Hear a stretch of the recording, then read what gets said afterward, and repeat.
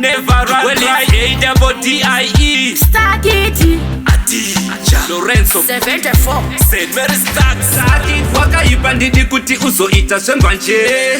Ndoda uite zvechikoro zvamanje.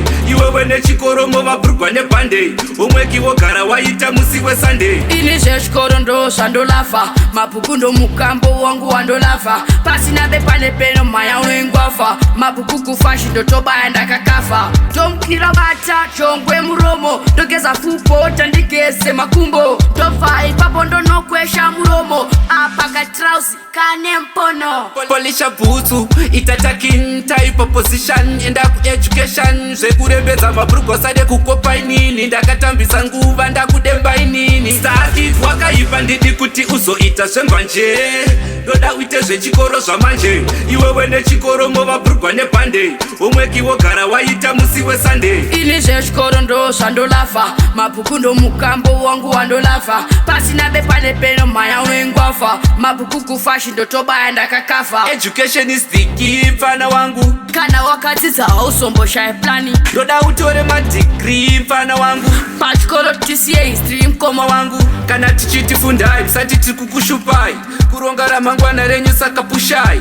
Andingatambise mari yevabereki kana kutsvanga fashi kumachupe. Saki wakaipa ndidi kuti uzoita zvembanje.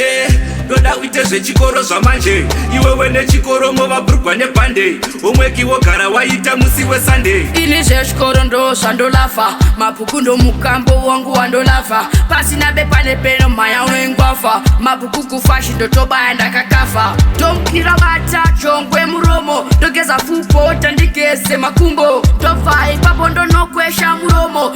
Apaka trausi kane mpono. Polisha bhutsu itatakin type of position. Enda ku-education zvekurembedza mabhurugwa sade kukopa inini. Ndakatambisa nguva ndakudemba inini. Saki wakaipa ndidi kuti uzoita zvembanje.